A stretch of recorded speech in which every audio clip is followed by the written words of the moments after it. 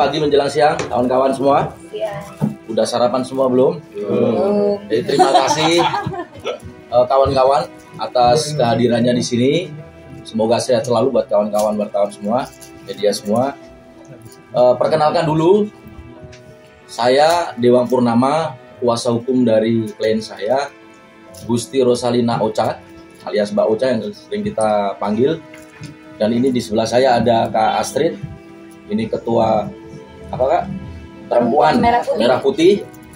Yang di sebelah kanan kita ini ada kawan baiknya Kak Ocha, namanya Kak Ica. Anggota Perempuan Merah Putih juga. Anggota Perempuan Merah Putih.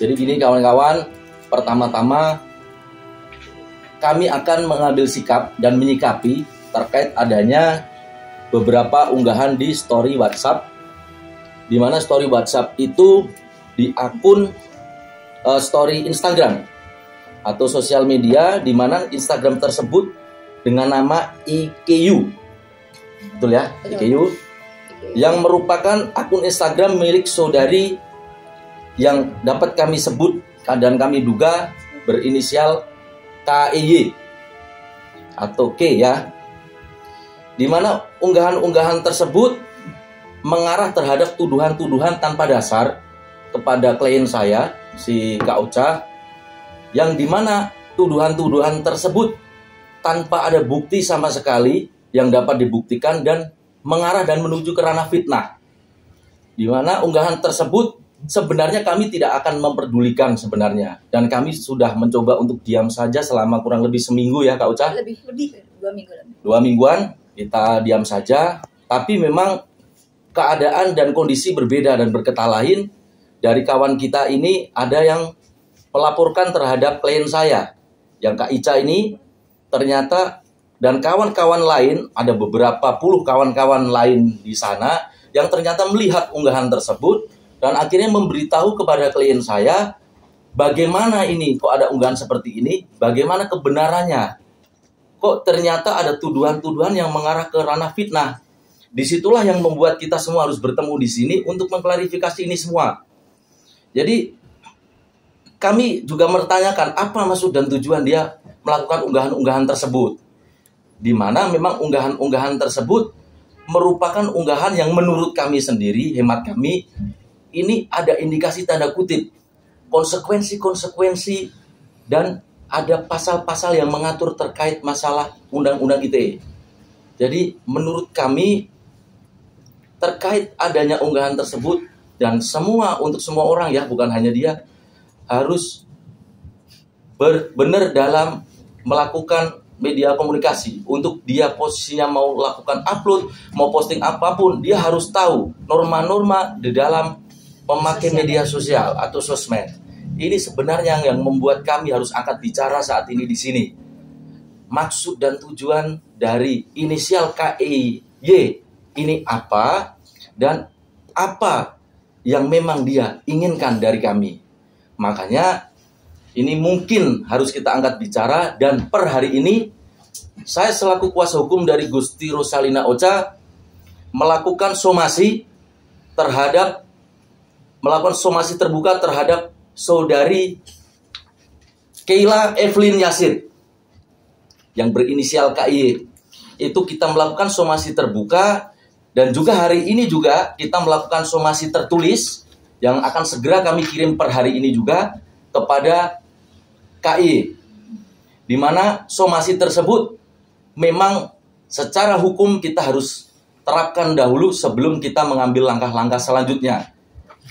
Dan di dalam somasi tersebut kami tegaskan untuk saudara KEY segera untuk mengklarifikasi dan melakukan permintaan maaf terhadap apa yang dia lakukan dan tuduhkan dan fitnah-fitnah menurut kami terhadap klien kami. Ada ancaman juga di situ.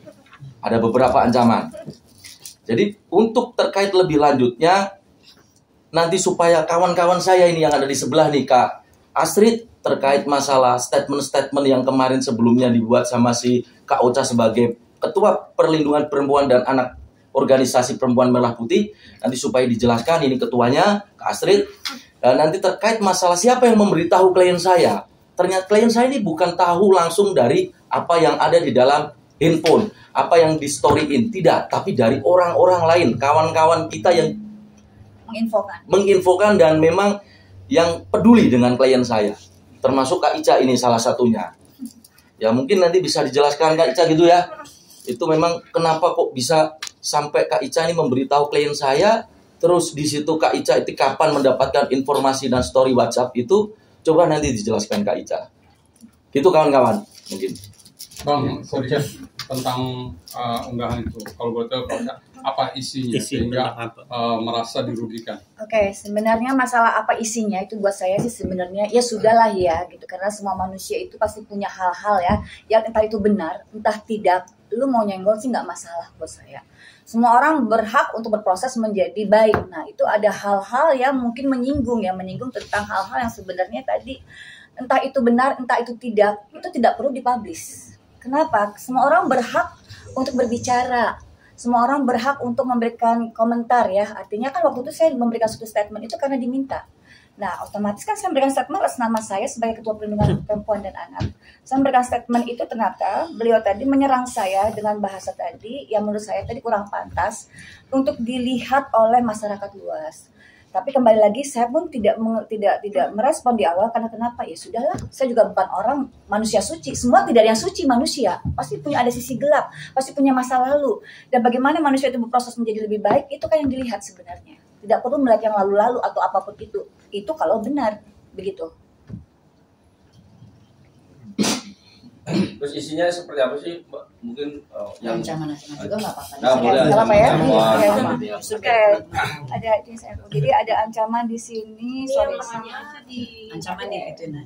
Karena ditutup ya, iya. ditutup. Karena emang agak risih kita mendengarnya ya. Jadi ada hal-hal di sini. Baca nama ya tapi dibaca. Bacain dikit. Oke. Mengaku ketua aktivis perempuan, korban KDRT seperti nggak pantes, Cak. Cius deh. Gue bukan kayak lu korban KDRT yang menang-menang wae. Maksudnya dia lu gerak dong, Cak, gitu ya kan. Betul, memang itu seperti itu. Nggak apa-apa maksud saya di sini ya. Emang Oce itu siapa? Maksudnya emang dia siapa pakai di tag segala. Gini aja kali ya. Jangan di itu. Jangan ya.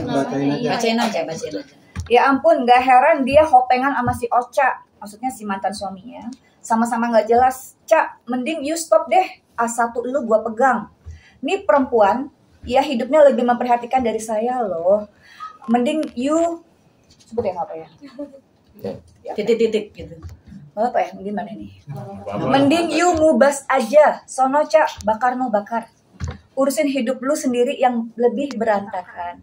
Mau gue bawain polisi tes urin, Cak. Nah, kembali lagi. Terus ancaman mau disiram apa tadi? Disiram cabai itu dua aja dulu ya.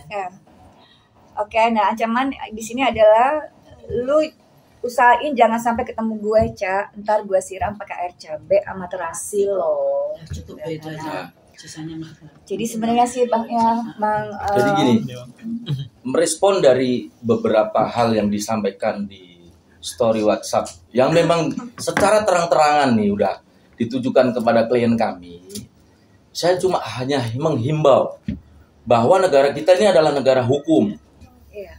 Jadi bagaimanapun kita tahu apapun keadaan dari siapapun, kalau kita di situ melakukan justifikasi ke dalam medsos yang dia seolah-olah merupakan penyidik dari kawan-kawan Polri yang punya kewenangan untuk melakukan dan pendalaman terhadap orang tersebut, ini menurut saya kurang pantas.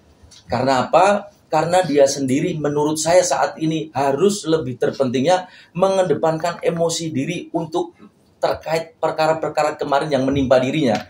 Bukan malah melebar terhadap orang-orang yang saat ini benar-benar sayang dan peduli sama mereka semua, malah kita sendiri malah yang diserang sama mereka. Ini nggak pas menurut saya. Sedih banget itu. Gitu kan, kita juga prihatin aslinya. Di sini kita prihatin terhadap apa yang disampaikan dia.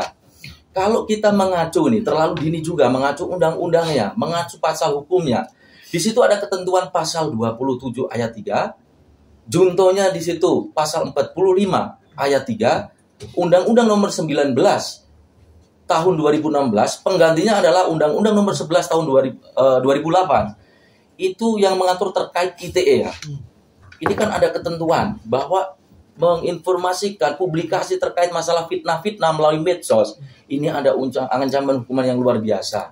Saya harapnya di situ kita semua termasuk dia sadarlah, itu loh. Sadar, ini bukan ranah kamu, kita peduli sama dia, tapi kenapa dia malah memperlakukan kita seperti ini? Dan secara terang-terangan, imbas dari apa yang dia perlakukan dan apa yang dia upload di medsos tersebut mengakibatkan klien saya domain publik menyudutkan bahwa apakah klien saya di situ sesuai yang dia bicarakan. Ini kan merugikan nih, segi imaterial maupun material. Klien saya di situ memutus beberapa pekerjaan yang tidak seharusnya diputus. Inilah yang membuat kita kecewa. Kerugian material memang di situ sudah muncul selama beberapa waktu ini. Toh juga posisinya di sini kita baik sama dia, tujuan kita di situ mengedepankan kepentingan anak gitu Kak Ucaya, mengedepankan kepentingan anak. Yang perlu diketahui satu, bahwa anak itu tidak ingin dilahirkan lewat kita, tapi kitalah yang meminta anak itu dilahirkan untuk kita. Makanya bahasa anak di dalam agama saya, kalau saya ini Muslim, adalah sebuah titipan ilahi yang harus kita jaga. Kenapa? Ini orang malah melebarnya ke ranah lain, bukan mengedepankan titipan yang diberikan yang kuasa gitu. Ngurus anak lah sebenarnya. Gitu ya Kak? Iya. Jadi terkait beberapa tanggapan itu silakan nanti perempuan merah putih lah yang akan bicara. Ada statement itu, apakah dulu di situ ada tugas dari perempuan merah putih yang memang peduli banget terhadap kepentingan perempuan kan gitu. Di situ. Ya, oke, sebelumnya kenal nggak sama wanita itu? Tidak sama sekali. Saya jadi agak tersedih ya, jadi gini. Oke. Awal mulanya Ya. Nah, jadi saya tuh agak-agak ini, kenapa kita semua berproses ya, proses menjadi baik gitu aja sih. Oke, di awal itu saya mendapat dari yang like itu sahabat saya lihat postingannya di media sosial mengenai KDRT, mantan suaminya memukul terhadap anak. Saya repost, saya publish, kemudian disambut sama teman-teman artis senior, di repost lagi, termasuk Ica ya. Akhirnya alhamdulillah jadi viral. Nah, apakah itu salah saya? Kalau beliau kan mempublish kan berarti minta tolong diviralkan. Nah, saya memviralkan, ternyata alhamdulillah berhasil. Kemudian TV One mengundang saya. TV One ini saya sebut nggak apa-apa ya? TV One mengundang saya untuk menjadi narasumber di Perempuan Berbicara. Nah, di situ saya memberikan statement saya sendiri sebagai seorang ketua perlindungan perempuan dan anak. Oke. Di lain waktu lagi dari pihak TV yang berbeda itu saya juga memberikan satu statement yang saya situ berbahasa adalah out of focus. Karena menurut saya tadi sebenarnya si ibu tadi ini ya harusnya memikirkan anaknya dong. Memikirkan anaknya. Jadi kan sudah KDRT sudah dipublish nih, saya sudah publish. Kemudian ada respon dari TV One mengundang saya untuk jadi bintang tamu. Kemudian saya mengajak Ibu Evelyn tadi dan suami untuk menjadi bintang tamu juga. Saya mengajak. Untuk apa? Untuk kita berbicara dua arah. Jadi jangan dari satu sisi sini, satu sisi ini. Kenapa? Pemukulan itu terjadi, ada sebab, ada akibat, ada asap, ada api. Walaupun bapaknya itu salah, jelas salah itu bapak. Dan saya udah dapat sanksi hukum, sanksi sosial. Itu bukan ranah kita, udah ranah hukum. Nah, saya tidak membela laki-lakinya. Saya bilang Anda salah, apapun itu. Tidak boleh, di Muslim pun tidak boleh memukul istri dan anak. Titik. Yang saya kasihankan adalah anaknya tadi itu ya, Bang Dewang ya. Yeah. Dibawa kemana-mana tadi, kasihan nih anak gimana sekolahnya nanti. Itu sebenarnya saya lebih sifatnya tadi saya prihatin. Kenapa? Saya sendiri juga punya keluarga yang mungkin saya nggak bisa publish karena saya menjaga privasinya. Kenapa? Anak-anaknya butuh sekolah, butuh berlingkungan bermain. Harusnya kan mereka bermain. Lepas dari urusan orang tuanya nih, orang tuanya mau jotok-jotokan silakan. Kalau memang beliau tadi percaya saya bisa menjadi mediator, memediasikan, ya kenapa tidak? Saya nggak ikut-ikutan. Saya juga bukan orang benar. Hidup saya mungkin juga dibilang tadi berantakan. Tidak masalah. Tapi saya berproses ya untuk menjadi manusia yang lebih manfaat. Titik. Yang pasti saya tidak merugikan pihak saya, pihak keluarga saya, pihak sekeliling saya. Tidak ada seperti itu. Awalnya demikian, Bang. Jadi saya mengenal beliau dari media sosial. Nah, kemudian dari statement saya tadi di beberapa stasiun TV segala macam disuruh take down. Sampai nge-DM bahwa bla bla bla bahasanya WhatsApp ya, WhatsApp bahwa Ocha hapus nggak lo? Benar saya nggak saksi, iya. tapi di WhatsApp. Oke, take down nggak itu postingannya kamu di Instagram? Oke. Terkait Koca apa? Kalau boleh tahu itunya yang take down itu kata-kata apa gitu yang nggak diterima. Yang eksploitasi Iya. anak. Yang di Instagram Ocha coba. Yang Ada. kita take down itu. Iya. Oh iya, Nah, tadi iya, kan. itu thank you so much. Jadi setidaknya kalaupun memang itu memang salah, saya akan take down gitu. Tapi ini maksud hati untuk mengedukasi, memberikan bahwa yuk kita itu fokus aja kepada permasalahan kitanya aja, nggak usah bawa anak-anak gitu loh. Biar anak-anak di rumah saja. Oke, di sini saya memposting masalah saya waktu diwawancarai di insert ya. Dan di sini ada captionnya yaitu bahasa saya baca ya. Iya, baca. Oke. Fokus pada KDRT-nya, bukan pada permasalahan rumah tangganya. Apapun permasalahannya, tetap pemukulan terhadap anak dan perempuan itu sangat tidak dibenarkan. Akan ada sanksi sosial dan hukum akibat perbuatan itu. Ini tulisan saya nih. Stop publish anak di TikTok dan Instagram sebagai saksi atas kejadian-kejadian yang sudah berlangsung antara orang tuanya, supaya anak-anak ini bisa sekolah dan belajar dengan tenang. Karena dengan bukti-bukti video KDRT terhadap anak sudah cukup jelas terlihat bagaimana bapaknya melakukan pemukulan tersebut. Jadi cukup hanya di situ yang terkait dengan KDRT-nya saja yang dipublish, bukan hal-hal lain yang tidak ada korelasinya dengan KDRT. Koca, maaf, berarti Ibu E ini mempublish anaknya di TikTok seperti apa gitu? Oke, Kalau di TikTok itu jadi misalnya begini, dia dalam mobil berempat misalkan nih. dia lagi di kantor polisi, tapi Oke. ada anaknya. Jadi begini, dia mengajak anaknya berbicara tentang menangkap ayam. Menangkap ayam. Di sini ada anaknya 3 orang. Ini aman nih kita nggak apa-apa lah ya, sudah ya gitu aja deh. Jadi di situ di TikTok itu ada Bando ada nggak handphone yang gue kirim tuh di handphone. Gimana? Jadi dia bicara bukan yang duit satu lagi, sebentar ya. Jadi dia bicara, ayo kita mau kemana nih? Mau ke kantor polisi. Dia bilang gitu. Bapak itu salah. Oke. Ya, jadi ini yang termasuk eksploitasi anak sebentar ya. Yang dimaksud. Yang dimaksud sebentar.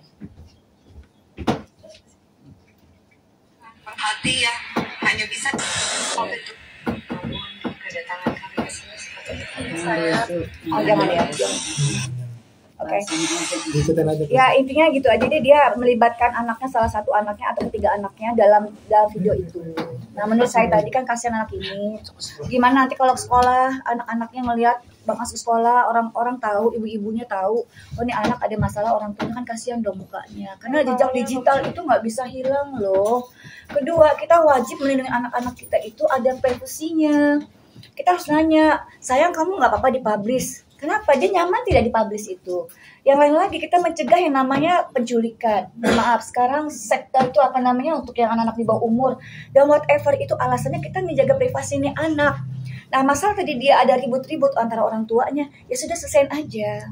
Anaknya biar di rumah aja, sekali-sekali bicara nggak apa-apa, tapi nggak usah disuruh bicara bahwa bapak kamu ayam. Dia anaknya nyebut di sini, nangkep siapa? Nangkep ayam, ayam apa? Ayam blok M, ayam pijit atau ayam apa? Nah, anak seumur itu tuh belum tahu istilah intinya itu, menjaga itu. Kedua ada kemarin report juga dari netizen sama salah satu stasiun TV bilang, Kak Ocha ini dia pakai akun anaknya, tulisannya tuh mengenai tulisan yang bahwa bapaknya masuk ke apartemen itu dengan cara penulisan itu penulisan yang bukan anak umur segitu. Berarti siapa yang menulis cara penulisannya itu sih maksudnya. Tapi berarti ada indikasi buat apa namanya istilahnya eksploitasi terhadap anaknya ada. Itu yang dimaksud dengan mengurangi rasa hormat ya, dengan tidak mengurangi rasa hormat, dan saya meminta maaf sebelumnya. Saya meminta maaf kalau beliau tadi tidak berkenan dengan ucapan saya tersebut. Akan tetapi saya berusaha di sini kita belajar, saya juga belajar. Yuk kita sama-sama open, yuk kita sama-sama terima kritikan, kita sama-sama saling memberikan masukan. Saya juga siap kok dikritik, nggak masalah. Saya siap. Kalau memang ada yang tidak berkenan, tegur langsung saya.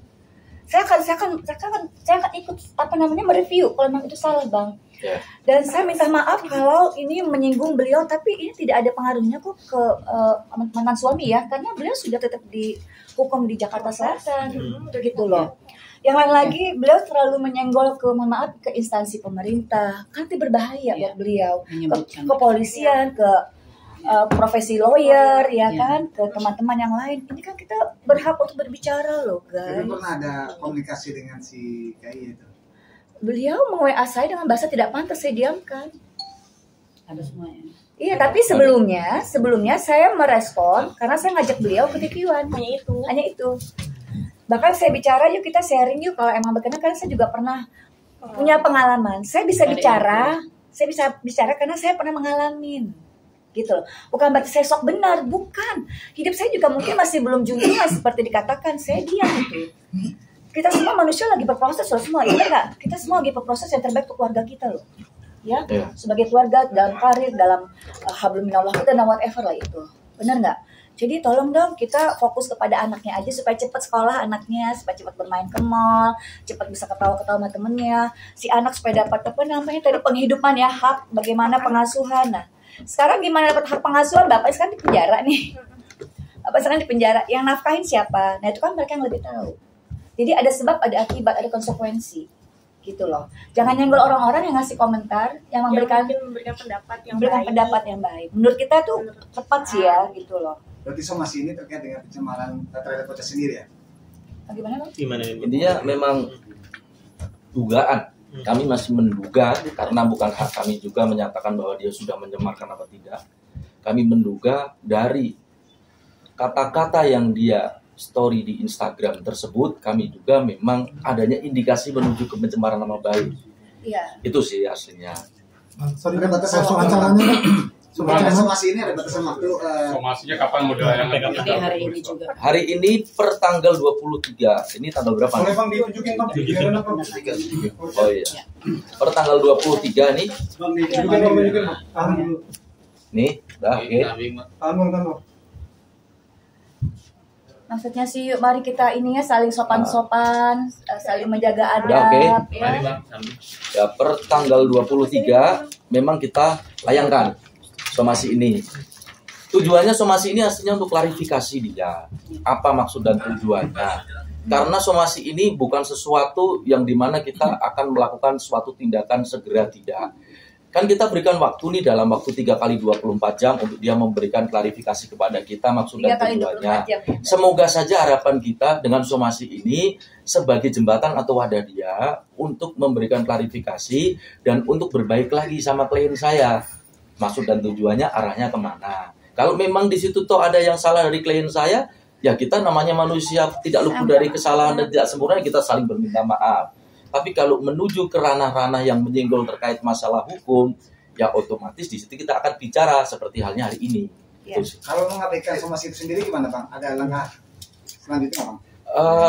Memang somasi ini kan tidak segera terus harus ditindaklanjuti 3 kali 24 jam. Kalau memang dia mengabaikan, ada di situ somasi kita akan layangkan untuk kedua kali. Kita kasih kesempatan nih. Kalau orang pacaran nih kesempatan kedua, tetap kita kasih ke dia. Tapi kalau memang dia tidak ada respon, ya memang panglima tertinggi di dalam kita penegakan adalah hukum. Itu aja sih. Pengennya sih baik-baik aja semua ya, duduk bareng ya kan, sama-sama perempuan ya, gitu ya kan. Saya tambahin ya. Silakan. Ya. Ya, terima kasih Bang Dewa. Siap, sama Sahabat saya Ocha. Jadi gini, tadi sudah dijelaskan panjang lebar dari sisi pengacaranya Ocha, sahabat saya dan sahabat saya Ocha ini. Teman-teman perlu tahu bahwa niat awal itu sangat baik banget. Niat awal itu sangat baik banget.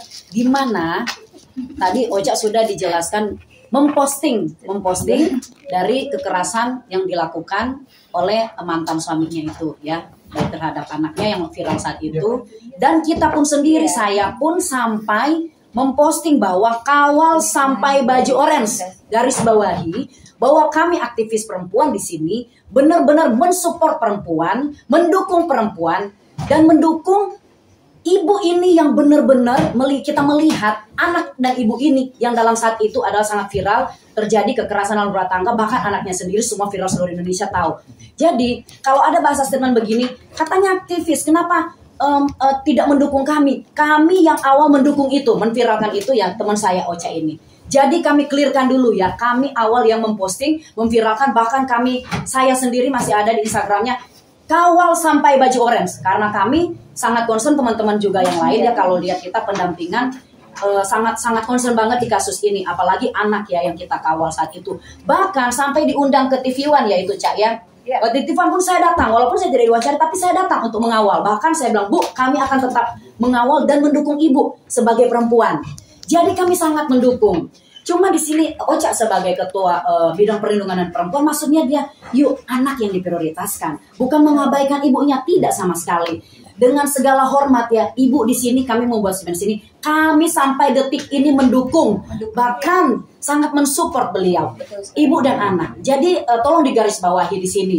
Cuma di sini kesini mungkin sahabat saya Ocha ini sudah terganggu, makanya kita memanggil abang kita ini supaya bisa mengklirkan secara baik-baik, secara kekeluargaan. Karena di sini kita bisa merasakan apa yang ibu rasakan dan anak-anak rasakan. Kami sampai detik ini, walaupun kami sudah bicara di pers ini, kami tetap mendukung. Tidak ada satupun yang bisa menghalangi itu, kami tetap mendukung ya. Dan benar sanksi sosial, sanksi hukum sudah dijalankan oleh mantan suami ibu. Karena kami sendiri kawal sampai baju orange itu adalah memang tidak bisa ditawar ya, harga mati itu. Artinya kami pembela perempuan dan anak. Nah tapi dengan segala hormat, ibu yang kami sayang, yang kami cintai, yang kami sangat juga mendukung, tolong postingan-postingan itu dia, please ya.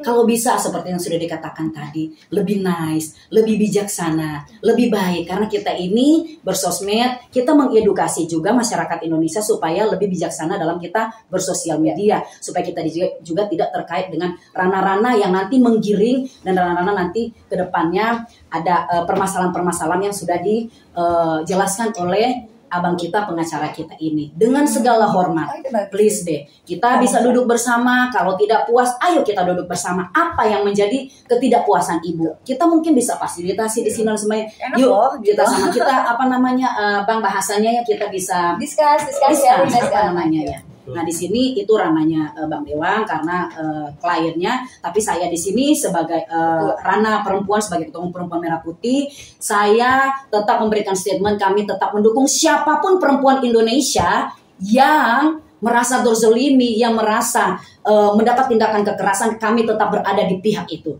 Jadi siapapun, termasuk ibu yang sudah dari awal kami dukung juga. Jadi tolong please, dari sini kami hanya ingin bersama-sama ya Bang Dewang ya, seperti itu. Jadi dari awal kami mendukung sampai sekarang. Jadi bukan kami tidak mendukung. Saya rasa cuma itu aja. Terima kasih. Kami prihatin sebenarnya, prihatin sekali itu. Hanya bagaimana kita saya mau merapat gitu, karena ibu tersebut merespon saya tadi dengan tidak baik. Nah, padahal kan bagus to speak up tadi. Gimana ya? Sebenarnya tuh nggak masalah, karena kan banyak yang berkomentar kalau nggak speak up nggak akan rame, nggak akan viral. Nggak apa-apa, itu bagus, tindakan yang bagus banget kok nge-speak upin tentang KDRT yang dialamin. Tapi ada etikanya mungkin dalam bersosial media, dalam berkata-kata. Jangan sampai melebar kemana-mana atau menyinggung orang lain gitu. Yang tadinya kita mau membantu tapi malah kok diginiin gitu. Jadi ilmu bersosial media, ilmu berkeluarga, ilmu membina rumah tangga, ilmu membina anak, ilmu berteman, semua butuh ilmu. Berkomunikasi dengan orang tua, dengan anak, dengan sahabat, dengan kita semua ada ilmunya. Supaya tadi saling menghargai, ya kan enak loh hidup bareng. Iya, itu aja sih. Oke. Terima kasih.